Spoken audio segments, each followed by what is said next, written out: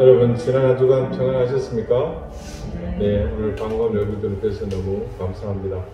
이제 다 같이 자리에서 일어나셔서 5월 9일 주일 예배 하나님 앞에 함께 드리겠습니다.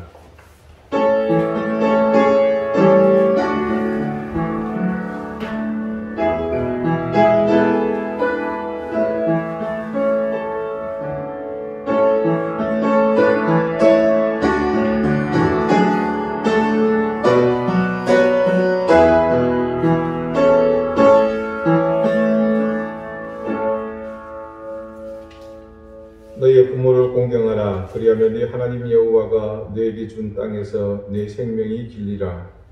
하나님은 영이시니 예배하는 자가 영과 진리로 예배할지니라. 아멘. 하나님, 저희는 이 넓은 세상 가운데 너무나 미미합니다. 더욱 이 우주 안에서는 먼지와 같은 그런 존재입니다. 그러나 하나님은 눈에 보이지도 않을 미미한 먼지 같은 우리의 예배를 받아주시는 분이신 줄 믿습니다. 오늘 이곳에 모인 우리 모두가 그런 존재임을 알지만, 그러나 그런 우리를 용납하시고 은혜를 베푸시는 하나님이신 줄 믿기에 오늘 감사와 겸비함으로 하나님을 향해 엎드려 경배합니다. 부족한 우리의 입술을 열어 주님의 거룩하심을 노래합니다. 그리고 우리를 향해 내리시는 은혜를 기다립니다. 오늘 이 시간 가운데 변함없으신 그 사랑과 은혜로 우리를 만나주시고 지친 우리의 어깨 위에 자비로운 손길을 더해 주옵소서. 인자와 자비로 우리를 인도하시는 거룩하신 하나님의 아들 예수 그리스도 이름으로 기원합니다. 아멘. 찬송가 6장 함께 찬송하겠습니다.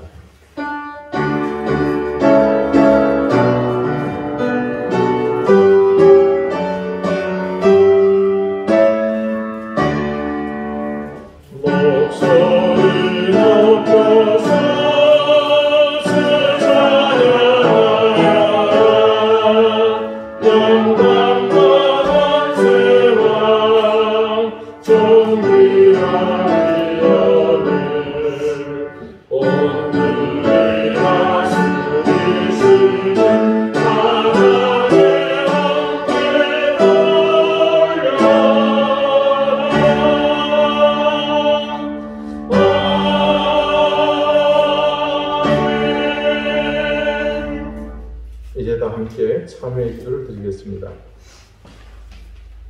자비로우신 하나님, 우리의 죄를 용서해 주시옵소서. 죄를 안고 하나님을 대면할 수 없기에 우리는 이 시간 지난 세월 죄와 허물에 찌든 우리의 모든 삶을 하나님의 자비하심 앞에 내려놓고 염치 없는 마음으로 사죄의 은총을 구합니다. 하나님의 살아계심을 망각하고 살았던 삶을 먼저 회개합니다. 성경 말씀의 가르침을 무시하고 살았던 삶을 회개합니다. 이웃을 사랑하라는 하나님의 계명에 소홀했던 삶을 회개합니다. 미워하고 시기하며 질투하기에 바빴던 무익하고 한심했던 삶을 회개합니다. 세상의 빛과 소금으로 살지 못했고 게으르며 거기에 더해 나태했던 우리의 삶을 회개합니다. 배우자에게 최선을 다하지 못했고 부모님께 효도하지 못했으며 자녀를 진정으로 사랑하지 못했습니다. 주님, 우리 기억의 분량이 너무 적어 기억하지 못하는 무수히 많은 죄를 용서해 주시고 우리를 그 죄 가운데서 건져 주시옵소서. 그리고 다시 그 죄악의 길로 돌이키지 않게 해 주시옵소서. 이제는 하나님과 나만이 아는 은밀한 죄를 생각하며 계속해서 침묵 가운데 참회의 기도를 드립니다.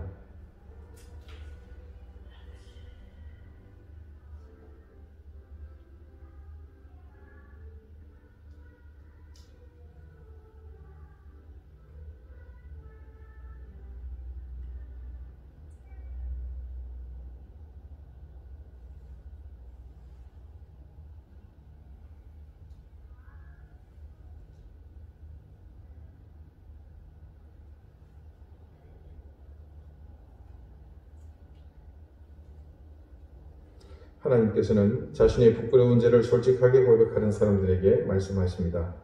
너희는 옷을 찢지 말고 자백하면 그는 기쁘고 의로우사 우리의 죄를 사하시며 우리를 모든 불의에서 깨끗하게 하실 것이요. 아멘. 이제는 사도신경으로 우리의 신앙을 고백하오니 나는 전능하신 아버지 하나님 천지의 창조주를 믿습니다. 나는 그의 유일하신 아들 우리 주 예수 그리스도를 믿습니다. 그는 성령으로 잉태되어 동정녀 마리아에게서 나시고 본디오 빌라도에게 고난을 받아 십자가에 못 박혀 죽으시고 장사된 지 사흘 만에 죽은 자 가운데서 다시 살아나셨으며 하늘에 오르시어 전능하신 아버지 하나님 우편에 앉아 계시다가 거기로부터 살아있는 자와 죽은 자를 심판하러 오십니다. 나는 성령을 믿으며 거룩한 공교회와 성도의 교제와 죄를 용서받는 것과 몸의 부활과 영생을 믿습니다. 아멘. 자리에 앉으시기 바랍니다. 이제 다 함께 성시를 교독하겠습니다. 성시는 교독문 11번, 시편 17편입니다.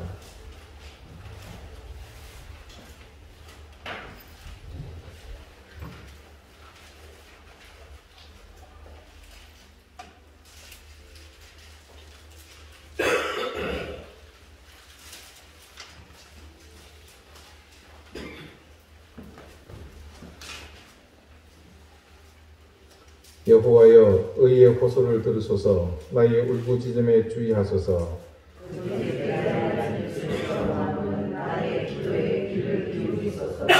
주께서 나를 판단하시며 주의 눈으로 공평함을 살피소서.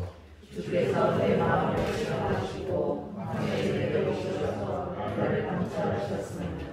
흠을 찾지 못하셨사오니 내가 결심하고 입으로 범죄하지 아니하리이다.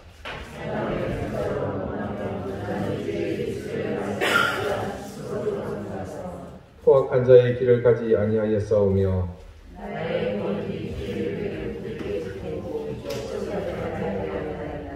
하나님이여 내게 응답하시겠으므로 내가 불렀사오니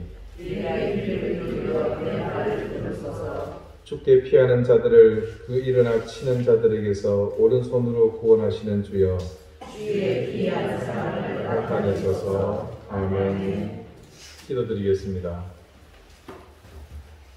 자비로우신 하나님, 하나님의 은혜와 사랑을 감사드립니다.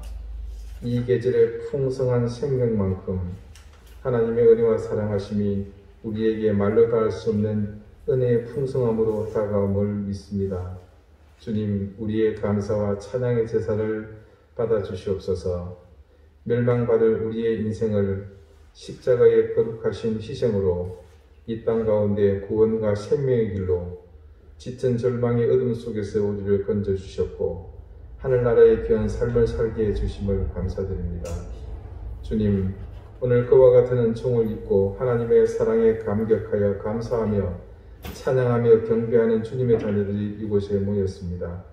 하나님, 오늘 우리의 사지의 은총 가운데 베풀어 주신 하나님의 선포와 같이 오늘 이 시간 먼지와 같은 우리의 인생의 바람 가운데 하나님 역사해 주시고 은혜를 더해 주시기를 간절히 구합니다. 하나님, 세상은 질병의 위협 때문에 모든 삶이 그 근간부터 흔들리고 무너지고 또 하나님 찢어지고 상했습니다. 언제나 우리를 이끄시고 또 회복시키시며 싸매어 주시고 연약한 자들이 일으키시는 하나님의 손길이 이 어려움과 절망 속에 있는 세상 가운데 더욱더 넘쳐나게 해주시옵소서. 소망의 이름이신 하나님을 더욱 의지하는 저희가 되게 하시고 그 소망이 우리뿐만 아니라 하나님을 알지 못해 죽어가는 수많은 영혼들에게도 더 귀하게 넘쳐나게 해주시기를 간절히 구합니다. 하나님, 지난 세월을 돌아보며 우리의 신앙이 바른 길을 가지 못했고 하나님 중심이지 못해서 이 어려움 속에서 당하는 환난에 우리는 여지없이 무너져 버렸습니다. 우리의 주추는 반석이 아니었고 모래였으며 하나님 작은 물길에도 쉬이 흔들리는 그런 불안정한 삶이었고 불안정한 신앙이었음을 깨닫게 되었습니다. 이제 우리가 하나님 앞에 더욱 강건한 모습으로 서게 하실 때에는 말씀이 근간에 온전히 기초가 되게 하시고 우리의 믿음의 모든 본질과 방향이 이제는 새롭게 세팅이 되고 하나님을 향한 중심이 온전히 바르게만 나아갈 수 있는 은혜가 있게 해주시기를 기도합니다. 이 땅의 교회들이 그런 분명한 하나님의 요구 앞에 새롭게 자신들을 돌아보는 시간들이 되게 하시고, 그래서 이 시대 가운데 우리가 감당해야 할 교회의 역할들을 처음부터 다시 감당하며 세상의 관심과 상관없이 어두운 곳, 보이지 않는 곳, 낮은 곳에서부터 우리의 역할을 다 감당하도록 지켜주십시오. 하나님, 어려움을 당할 때일수록 인간의 악한 본성은 드러나기 마련입니다. 하나님, 그 악한 본성을 자극하고 조장하고 있는 마귀의 세력들이 지금 이 세상을 온통 지배하려 하고 있습니다. 하나님의 권능의 손길로 그 모든 악한 영들을 쫓아내어 주시기를 구합니다. 그들의 분일의 끝에 함께 춤추며 하나님 죄악 길로 향하고 있는 우리 인생들을 불쌍히 여기시고 이 땅을 온통 분열케 하는 이 악한 영의 역사가 속히 종식되도록 하나님 도우시기를 기도합니다. 정치, 경제, 사회, 문화, 외교, 안보, 또 하나님 우리 교육의 현장에 이르기까지 하나님 의와 진실이 바로 서게 해주시고 그 모든 힘의 근원이 하나님으로부터 옴을 우리가 깨닫고 우리의 삶이 하나님 앞에 철저하게 절제하며 겸비하는 그런 때가 될 수 있도록 인도해 주시옵소서. 하나님, 이곳 제주 땅을 불쌍히 여겨주시고 이곳에 하나님의 선한 은혜의 능력을 더해 주십시오. 오랜 세월 귀신의 억압 가운데서 인생의 가치를 깨닫지 못했고 하나님의 살아계심을 알지 못했고 어두운 구름에 들여져 있던 이곳이 이제 복음으로 깨어나려고 하오니 하나님, 제재 유입되는 수많은 주님의 자녀들이 단지 이곳에 육신의 안일함을 위해서 오지 않게 하시고 설령 그런 목적으로 왔다 하더라도 이곳에서 하나님의 자녀된 사명을 새롭게 인식하고 그 소명에 이끌리는 삶을 살아갈 수 있도록 인도하셔서 이곳을 지배하고 있는 더럽고 악한 영들이 떠나가는 역사가 이곳에 일어나게 해 주십시오. 하나님, 방주재단과의 지대한 법적 싸움이 속히 종식이 되게 하시며 무엇보다도 인간의 교만함, 하나님을 넘어서려는 악함들이 철저히 하나님 무너지게 해주시고 인간의 생각과 인간의 공의가 드러나는 것이 아니라 하나님의 공의와 질서만이 온전히 드러나는 계기가 될 수 있도록 인도해 주시옵소서. 우리 사랑하는 교우들의 형편을 하나님 살펴주옵소서. 무너진 생업의 현장을 하나님께서 일으켜 주시옵소서. 자녀들의 어른 형편들을 모두 하나님께서 형통케 해 주시옵소서. 질고로 고통받는 이들의 모든 질고를 하나님께서 거두어 주시고 회복되게 하시며 새롭게 일어나게 해 주시옵소서. 이 시간 주님 앞에 엎드리는 우리의 마음과 생각을 가르쳐 주시고 우리 속에 있는 교만한 마음들, 고등록을 꺾어 주시고 온전히 가난한 심령으로 주님만을 바라보는 이 시간 되게 하옵소서. 감사드리옵고 예수 그리스도 이름으로 기도하옵나이다. 아멘.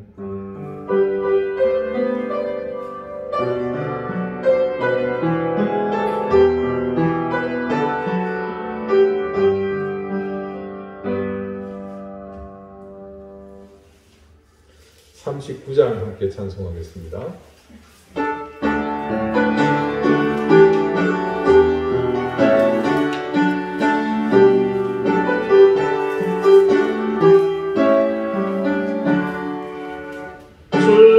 주를 받으려 모인 성도들 주 대신 대답해 하옵소서. 내 고통의 노래를 가복되니 나의 구속하신 이름 찬양하리. 주를 곁에서 인도하시니 그 거룩한 나라가 이루어지네. 저만들어 싸워서 늘 승리하니 그 영광 주께 돌려 찬양하리.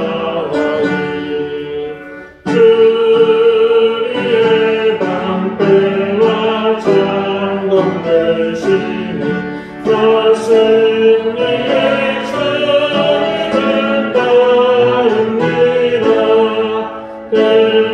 대만란을 당할 때 늘 도우시니 승천과 높이 불러 찬양하리.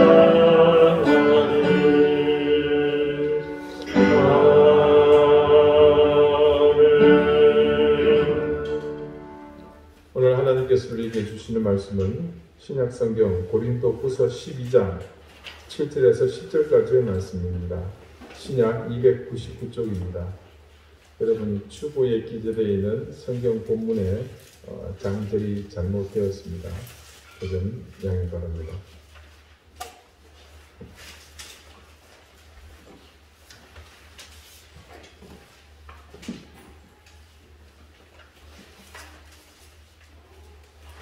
고린도후서 12장 7절에서 10절까지의 말씀을 제가 읽겠습니다. 이제 다 같이 자리에서 일어나셔서 하나님의 말씀을 경청하십시오. 여러 계시를 받은 것이 지극히 크므로 너무 자만하지 않게 하시려고 내 육체의 가시 곧 사탄의 사자를 주셨으니 이는 나를 쳐서 너무 자만하지 않게 하려 하심이라. 이것이 내게서 떠나가게 하기 위하여 내가 3번 주께 간구하였더니 나에게 이르시기를 내 은혜가 네게 족하도다. 이는 내 능력이 약한 데서 온전하여짐이라 하신지라. 그러므로 도리어 크게 기뻐함으로 나의 여러 약한 것들에 대하여 자랑하리니 이는 그리스도의 능력이 내게 머물게 하려 함이라. 그러므로 내가 그리스도를 위하여 약한 것들과 능욕과 궁핍과 박해와 곤고를 기뻐하노니 이는 내가 그 약한 그때에 강함이라. 아멘. 자리에 앉으시기 바랍니다. 하나님께서 이 말씀으로 우리에게 은혜 주시기를 원합니다.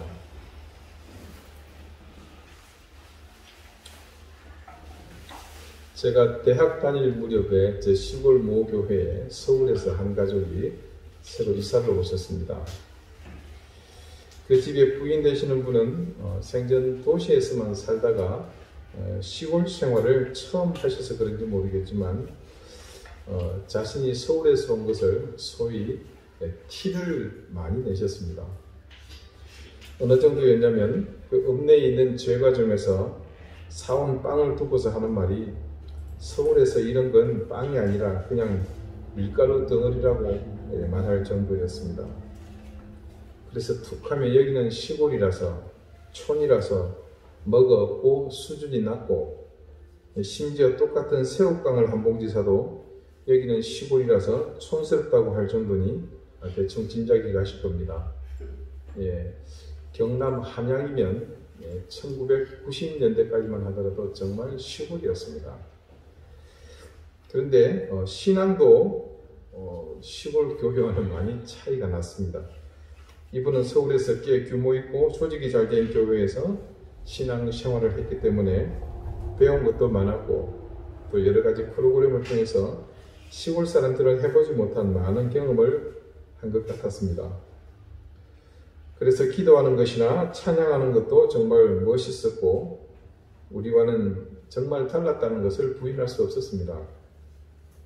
특히나 제가 부러웠던 것은 이분의 기도입니다. 기도하는 방법이나 또 내용도 그렇거니와 이분은 하나님께 뭔가를 기도하면 그때마다 제각 응답해 주신다는 겁니다. 그래서 만날 때마다 자주 그렇게 응답해 주신 기도에 관해 얘기해 주시는데 그 당시 그는 그게 너무나 부러웠습니다. 여러분은 기억하시죠? 제가 기도 응답받았던 유명한 사건, 중학교 때 수련회 갔다가 와서 중고등부 예배 갔는데 비 오는 날 오토바이 제가 기도해서 얻었던 거. 그게 제 유일한 기도 응답이었습니다.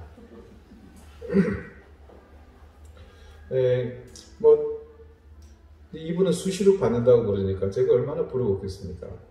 한 번은 그 집에 초대받아서 같이 점심을 먹는데 또 그 이야기를 하십니다. 임정훈 형제, 저기 참기름병 보이지요? 네. 정말 하나님은 너무나 세심하세요. 제가 참기름 다 떨어져 가는데 하나님이 그걸 어떻게 하시고 딱 맞게 참기름을 보내주셨어요. 며칠 전까지만 해도 참기름이 바닥에 보이는데 왜 하나님은 기도 응답 안 해주시지? 그렇게 조금 의심했는데 세상에 하나님이 보내주신 날 보니까 참기름이 그때 딱 떨어졌던 바로 그 순간인 거예요. 너무 신기하지 않아요? 정말 놀랍고 신기했습니다.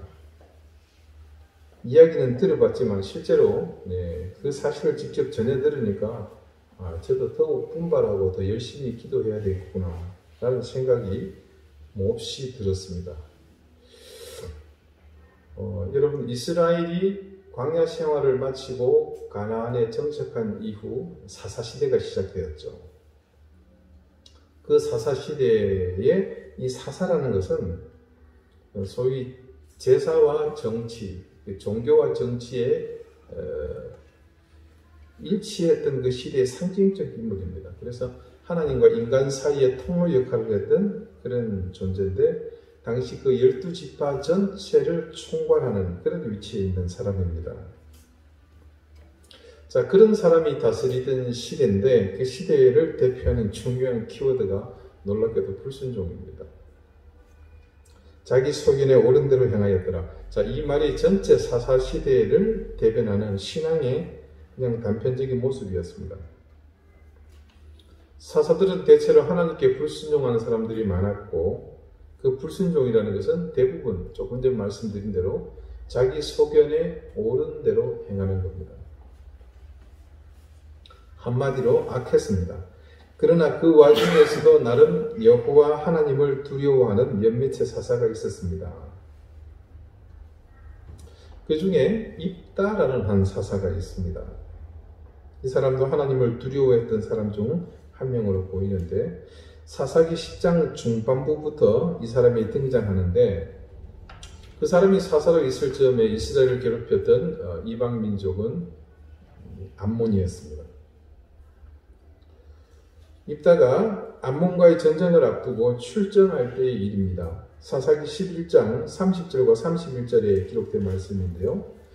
그가 여호와께 서원하여 이르되 주께서 과연 암몬 자손을 내 손에 넘겨주시면 내가 암몬 자손에게서 평안히 돌아올 때에 누구든지 내 집 문 앞에 내 집 문에서 나와서 나를 영접하는 그는 여호와께 돌릴 것이니 내가 그를 번제물로 드리겠나이다 아니라.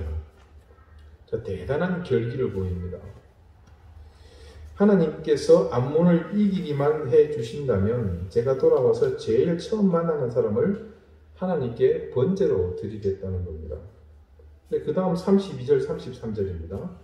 이에 입다가 암몬 자손에게 이르러 그들과 싸우더니 여호와께서 그들을 그의 손에 넘겨주시매 아로엘에서부터 민니시에 이르기까지 20성급을 치고 또 아벨그라민까지 매우 크게 무찌르니 이에 암몬 자손이 이스라엘 자손 앞에 항복하였더라. 하나님이 사사 입다와 함께 하심으로 그가 정말 암몬을 물리쳐서 승리하게 하셨습니다. 그리고 입다가 개선 장군이 되어서 돌아옵니다. 그런데 전혀 예상치 못한 일이 발생합니다. 사사 입다의 생각은 단순했습니다. 전쟁에서 승리하고 집에 돌아오면 누가 제일 먼저 나와야 합니까? 예, 맞습니다. 그 집에 하인이 제일 먼저 쫓아나와서 주인의 말굽비를 붙잡고 또 발 씻을 물을 내어주는 것이 일상입니다. 사사 입다의 머릿속에서는 이미 그 그림이 다 그려져 있었던 거죠. 그런 상황이 설정되어 있었습니다. 그래서 입다는 그렇게 맹세할 때 자기 집에 종 하나를 죽여서 하나님께 감사의 제물로 드리겠다는 생각을 한 거죠. 그런데 오늘 결과는 참혹합니다. 그 사실을 말씀이 이렇게 증거합니다. 입다가 미스바에 있는 자기 집에 이르를 때에 보라 그의 딸이 소고를 잡고 춤을 추며 나와서 영접하니 이는 그의 무남 동료라. 입다의 예상을 깨고 제일 먼저 자신에게 달려온 사람은 말굽비를 잡아줄 하인이 아니라 하나밖에 없는 자식, 아들도 아니고 아들 없는 무남 동료였습니다. 심지어 소고를 잡고 춤을 추며 자신에게 나오는 것이 아닙니까? 이게 무슨 날벼락입니까? 그럼 그때 죽을 하인은 자, 입다가 이를 보고 자기 옷을 찢으며 이르되 어찌할꼬 내 딸이여 너는 나를 참담하게 하는 자 중에 하나로다. 내가 여호와를 향하여 입을 열었으니 능히 돌이키지 못하리로다 하니. 자, 입다의 처참한 심경이 그대로 드러납니다. 이 사실을 도대체 어떻게 받아들여야 하나? 이렇게 저렇게 다른 대책을 강구하기도 전에 그 딸이 아버지를 향해 결단합니다. 그게 36절에 이렇게 기록이 되어 있거든요. 딸이 그에게 이르되 나의 아버지여, 아버지께서 여호와를 향하여 입을 여셨으니 아버지의 입에서 낸 말씀대로 내게 행하소서. 이는 여호와께서 아버지를 위하여 아버지의 대적 암몬 자손에게 원수를 갚으셨음이니이다 하니라. 억장이 무너지지만 입다의 딸이 하는 말이 그날따라 구구절절 옳은 말뿐입니다. 입다의 처지에서는 선택의 여지가 없습니다. 결국 입다는 자신이 서원한 대로 그 일을 행하고자 합니다. 단지 딸은 아버지에게 2달의 말미를 요구하죠. 자신이 결혼도 해보지 못하고 죽는 게 너무 슬프니까 친구들과 좀 울게 해주십시오. 그리고 2달이 지나고 돌아왔죠. 그리고 말씀은 이렇게 마무리됩니다. 2달 만에 그의 아버지에게로 돌아온지라 그는 자기가 서원한 대로 딸에게 행하니 딸이 남자를 알지 못하였더라. 입다가 서원한 그대로 그 딸을 번제로 하나님께 바친 겁니다. 자, 이 시점에서 여러분에게 한 가지 물어보겠습니다. 여러분은 어떤 하나님을 원하십니까? 참기름 주시는 하나님입니까? 아니면 딸을 달라고 요구하시는 하나님입니까? 이 질문의 대답은 아주 쉽습니다. 누구든 참기름을 필요할 때마다 공급해 주시는 하나님을 선택하지 않겠습니까? 그런데 제가 이런 질문을 드릴 때는 단지 우리가 필요로 할 때만에 하나님을 생각할 경우입니다. 우리의 필요와 관계없이 하나님은 스스로 계신 분입니다.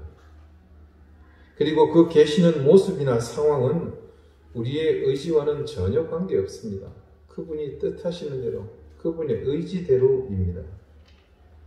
이야기인즉 그분은 우리에게 참기름을 때마다 주시는 모습으로 나타날 때도 있지만 다른 경우에는 자식을 제물로 달라고 요구하시는 모습으로 나타날 때도 있다는 의미입니다.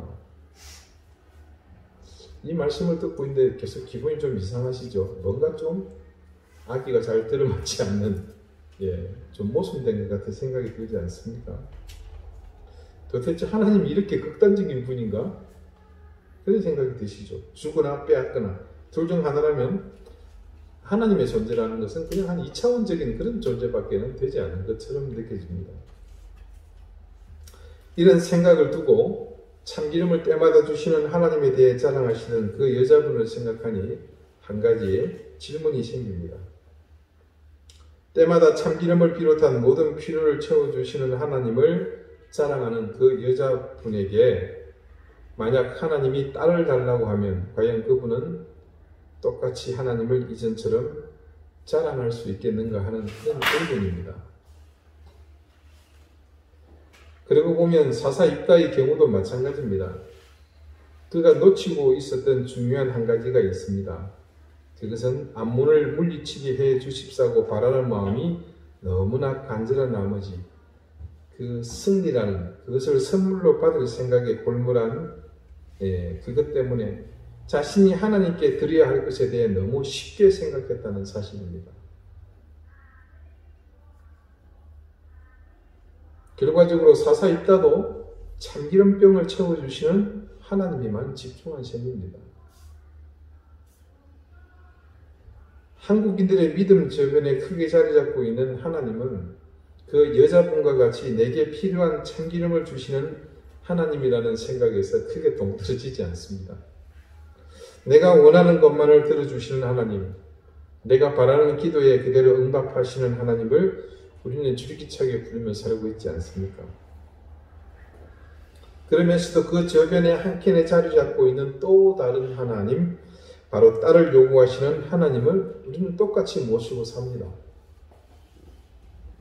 사사 입다의 사건이 우리에게 주는 교훈을 하나님께 서운한 것이 있다면 반드시 지켜야 한다는 것으로 받아들이면 조금 곤란합니다. 이 사건에는 심각한 오류가 있습니다. 그 오류의 중심은 뭐냐면 가정 자체가 잘못되었다는 사실이죠. 자, 여러분, 사사 입다가 하나님을 향해서 서운한 사실에 심각한 오류가 있습니다. 그것은 사람을 제물로 바치겠다는 그 서원 자체입니다. 여러분, 하나님은 사람을 제물로 받으시는 분이 아니십니다. 물론 아브라함에게 시험하시려고 이삭을 바치라고 말씀은 하셨어요. 근데 그랬다가 그것만 딱 이루고 있었으면 하나님도 제물, 특히나 외아들을 좋아하시는구나 이렇게 생각할 수 있습니다. 하지만 의도된 말씀으로 그를 테스트하고자 하신 것이고 실제로 그럴 의도는 전혀 없으셨습니다. 그런데 입다는 하나님을 향해서 사람을 제물로, 그것도 번제로 바치겠다는 서원을 합니다. 번제가 어떻게 하는 겁니까? 죽이고 가죽을 벗기고 살을 도려내고 뼈를 굽는 겁니다. 그리고 불에 태우는 거잖아요. 그렇게 함으로써 사람을 제물로 바치는, 하나님을 사람을 제물로 받는 그런 신, 이방 민족, 특히나 지금 자신이 대적하고 왔던 암몬이나 모압 같은 그런 족속, 여러분 기억나시죠? 우리 룻기로 했을 때 몰래 밀군 것 같은 인신 제사를 바치는 그런 그들의 미신 행위를 따르는 셈입니다. 결국 사사 입다가 암몬을 물리치기 위한 욕심 때문에 자신의 딸을 희생시킨 이 사건이 주는 교훈은 그 주제가 하나님께 명시한 서원의 준수 여부에 있는 것이 아니었습니다. 이 말씀의 교훈은 입다가 자기 욕심 때문에 하나님을 임의로 사람을 제물로 받는 대상으로 만들었다는 것, 즉 잘못된 서원에 있습니다. 그런데 하나님이 어떤 분이신지 그 사실이 중요하지 않고 단지 내가 느끼고 내 인식 속에 계시는 그분만이 중요할 뿐입니다. 그러다 보니 입다와 같은 이런 심각하게 잘못된 오류를 범하게 됩니다. 자, 오늘 참기름을 주시는 하나님, 딸을 요구하시는 참기름을 주시는 그 하나님을 자랑하는 그 여자분, 또 그리고 딸을 드려야 했던 그 사사 입다의 공통점이 있습니다. 그것은 두 사람이 모두 하나님을 자기 임의대로 제단했다는 사실입니다. 자, 그런 면에서 우리에게 분명한 지침을 주는 내용이 성경에 증거되어 있습니다. 오늘 우리가 함께 읽었던 본문의 말씀입니다. 다시 한번 볼까요? 우리 찬찬히 같이 한번 읽어보겠습니다. 여러 계시를 받은 것이 지극히 크므로 너무 자만하지 않게 하시려고 내 육체에 가시 곧 사탄의 사자를 주셨으니 이는 나를 쳐서 너무 자만하지 않게 하려 하심이라. 이것이 내게서 떠나가게 하기 위하여 내가 3번 주께 간구하였더니 나에게 이르시기를 내 은혜가 네게 족하도다. 이는 내 능력이 약한 데서 온전하여짐이라 하신지라. 그러므로 도리어 크게 기뻐함으로 나의 여러 약한 것들에 대하여 자랑하리니 이는 그리스도의 능력이 내게 머물게 하려 함이라. 그러므로 내가 그리스도를 위하여 약한 것들과 능욕과 궁핍과 박해와 곤고를 기뻐하노니 이는 내가 약한 그때에 강합니다. 자, 이 말씀은 바울이 고린도 교회에 자신을 변론하면서 했던 말입니다. 아시는 것과 같이 바울은 하나님의 사역을 위해서 자신의 목숨을 내어놓고 온 일생을 바친 사람입니다. 그의 회심의 과정도 기적적인 일이었지만 그의 행보도 거의 기적에 가까웠습니다. 그런 바울의 사역에 하나님은 여러 가지 이적으로 그의 사역에 힘을 더해 주셨습니다. 빌립보에서 철저히 이중삼중으로 잠겨 파수하고 있는 감옥의 문이 열리는 일이 있었습니다. 드로아에서는 유두고라는 청년이 집회 중 창문에 걸터 앉아서 졸다가 떨어져 죽었습니다. 근데 그것을 기도로 살려내죠. 유라굴로의 광풍 속에서도 바울의 배는 침몰하지 않고 견딥니다. 멜리데에서는 맹독을 가진 독사에게 물렸지만 죽지 않았습니다. 수많은 병자를 치료했습니다. 누군가는 심지어 바울의 옷자락만 만져도 병이 나았습니다. 말씀에 일일이 기록되지 않았을 뿐이지 바울의 전도 여정 가운데 얼마나 많은 이적과 기사가 일어났겠습니까? 그런데 정작 자신에게 있는 병은 고치지 못했습니다. 그것을 바울은 오늘 내 육체의 가시, 사탄의 사자라고 표현합니다. 자, 신학자들이 말하는 이 육체의 가시에 관한 주장은 대략 두 가지로 일반화되어 있습니다. 자, 여러분도 아시죠? 하나는 눈의 질병이고 또 하나는 간질 증세입니다.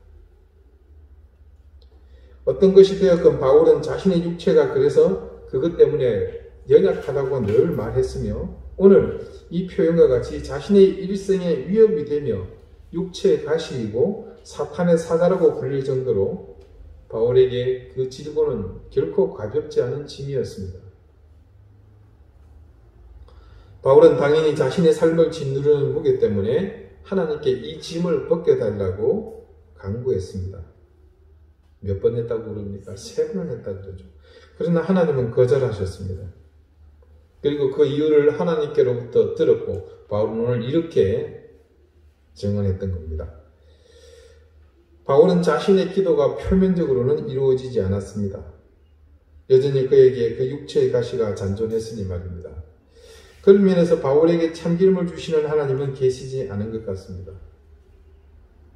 그렇다고 해서 바울에게서 자신의 딸을 희생해야 할 정도의 뭔가를 요구하시는 하나님도 이곳에 존재하는 것 같지는 않습니다. 바울의 기도의 응답에 나타나는 것은 단지 하나님의 뜻만이 있을 뿐입니다. 이 기도의 응답에 바울의 의지는 어떤 것도 남아있지 않습니다. 이 말씀에서 느낄 수 있듯이 바울은 전혀 응답되지 않은 자신의 기도에 지금 뜻밖에 얼마나 감격하고 있는지 모릅니다. 그 기쁨과 감격의 원인이 무엇에 있다고 생각하십니까? 가장 바울스러운 모습 때문입니다. 자신의 의지가 꺾이고 하나님의 뜻이 그 현장에 생생하게 살아났기 때문입니다. 여러분, 참기름을 주시는 하나님으로 그리고 딸을 내어달라는 하나님으로 막연히 여러분의 생각에 우선하여 하나님을 재단하려고 하지 마십시다. 누누이 말씀드리지만 하나님을 내 뜻대로 어떻게 해보려는 것처럼 세상에 어리석고 무지한 일은 없습니다. 제발 하나님을 내 소소한 욕심을 채우려고 참기름병이나 채워주시는 그런 좀스러운 분으로 만들지 맙시다. 그리고 허황한 기대나 망상 때문에 사람을 제물로 받으시는 그런 하나님으로 만드는 우를 범하지 맙시다. 매 사건, 내 눈앞에 우리가 만나야 하는 상황마다 그것을 어떻게 구별하고 분별할 수 있겠습니까? 방법은 하나뿐입니다. 하나님의 뜻을 깨닫고 그에 따라 사는 길이 달리 다른 길이 없습니다. 그저 그분의 뜻을 헤아리고 깨달아 사는 건데 그래서 여러분 우리에게 기도가 필요하고 말씀을 묵상하는 삶이 필요한 것입니다. 모든 것을 당면할 때 그 즉시 튀어나가는 것은 당연히 내 몸속에서 익숙해지고 내 삶에 길들여진 습관들입니다. 그러나 그렇게 해서는 하나님의 뜻을 이룰 수 없습니다. 하나님의 뜻은 고사하고 내 삶과 하나님의 연관성마저 부인하는 결과로 이어질 수도 있습니다. 그래서 결국은 그 삶이 곧 믿음이 있다고 하지만 잘못된 대상, 잘못된 상황을 믿는 허황한 믿음의 결과로 나타나게 되는 겁니다.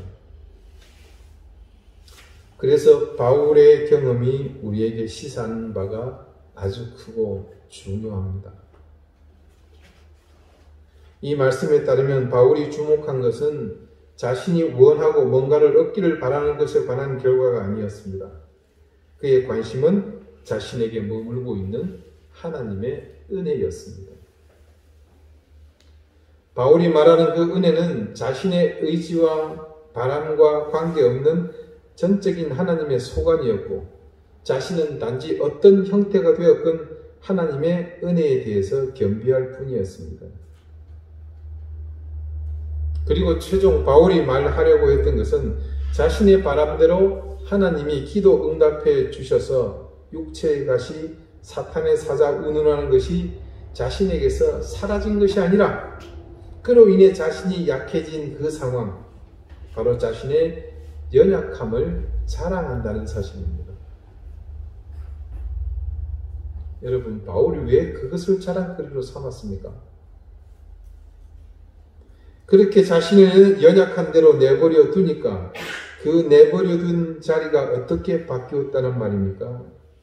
그곳이 그리스도의 능력이 머무는 자리가 되었기 때문이라고 하지 않습니까? 나는 버려두었는데, 나는 포기했는데 그곳에 내 연약함이 머무는 그 자리에 그리스도의 그 능력이 나타났다는 겁니다. 10절의 말씀을 보십시다. 이런 배경을 이해하고 이 10절의 말씀을 보니 이 말씀이 얼마나 은혜롭고 감동적인 말씀인지 우리는 이제 깨닫게 됩니다. 그러므로 내가 그리스도를 위하여 약한 것들과 능욕과 궁핍과 박해와 공고를 기뻐하노니 이는 내가 약한 그때에 강함이라. 우리는 어떻게든 빠져나오려고 발버둥 치고 있는 그 순간이, 그리고 헤쳐나가야만 한다고 철석같이 믿고 있는 상황이 도리어 은혜의 순간이 됨을 바울이 지금 증언하고 있지 않습니까?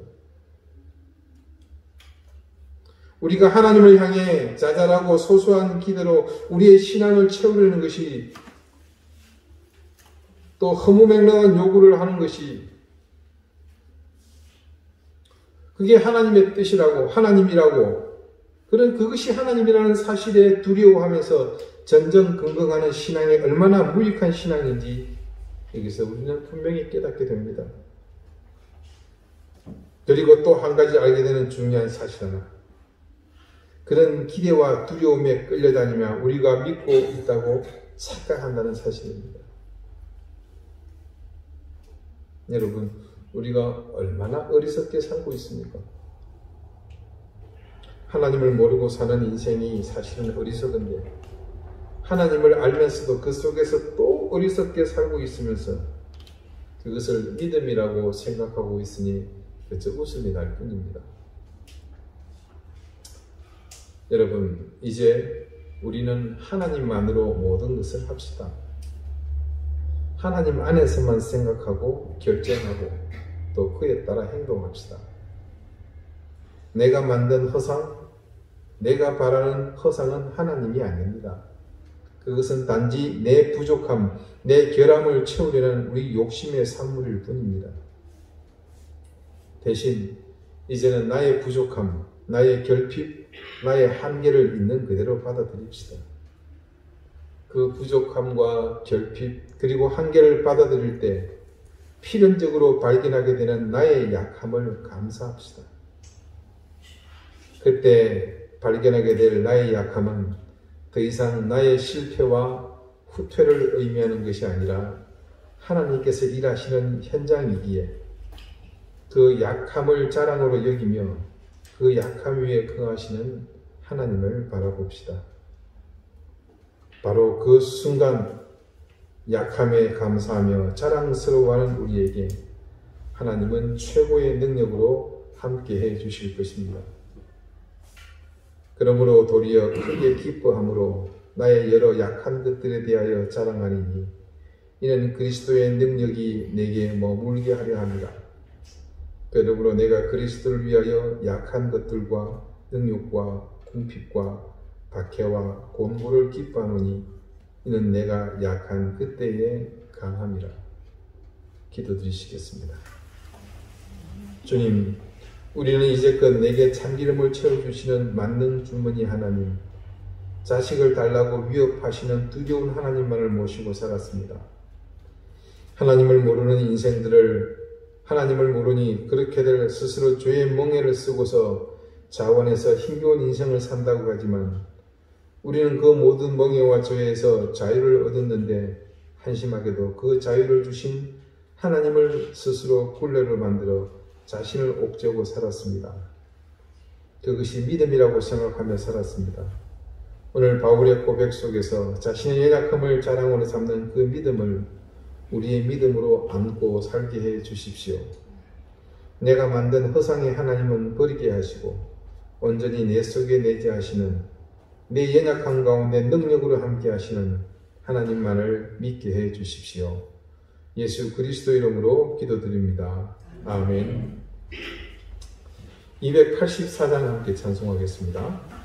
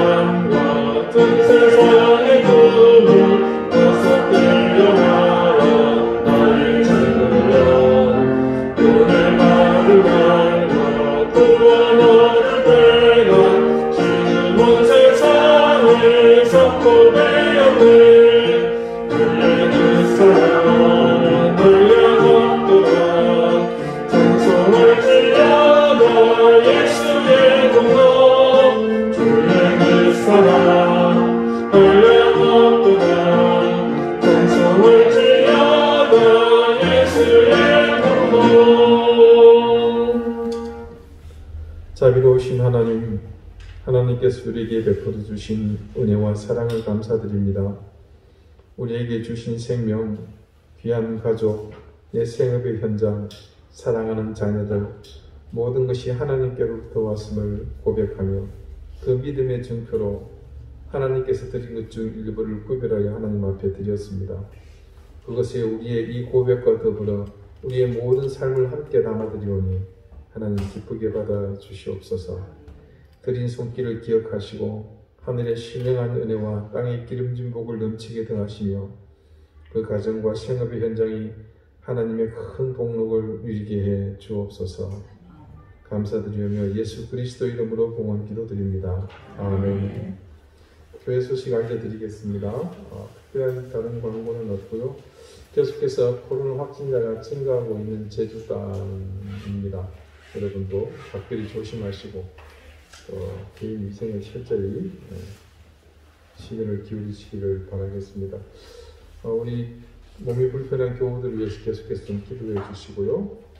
늘 말씀드리지만 우리 미얀마 사태를 위해서도 잊지 말고 꼭 기억하고 기도해 주시기를 바랍니다. 우리 또 이미라 집사님 해나 계속해서 지금 다른 곳에 발표를 기다리고 있는데 마지막까지 좋은 결과를 위해서 여러분 기억하시고 기도해 주십시오. 그리고 군 복무 중인 우리 도인을 위해서도 여러분 기억하시고 꼭 함께 기도해 주시길 바라겠습니다. 오늘 처음 보신 분들이 계신데 이렇게 방문하신 건가요? 네, 감사합니다. 네, 다 같이 자리에서 일어나셔서 앞에 계신 분들과 다정하게 인사를 나누시겠습니다. 네, 54장 함께 찬송하겠습니다.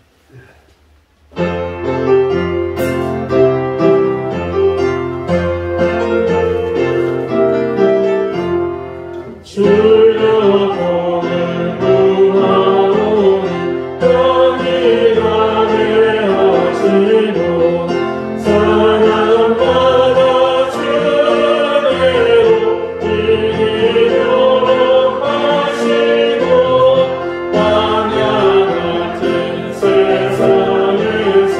항상 인도하소서.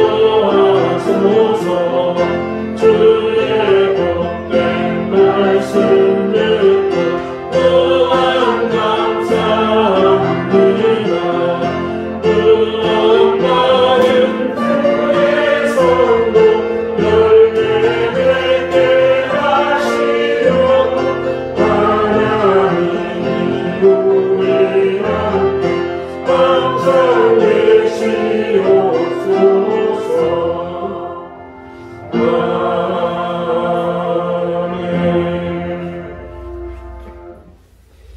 이제는 예수 그리스도의 은혜와 하나님의 사랑과 성령의 교통하심이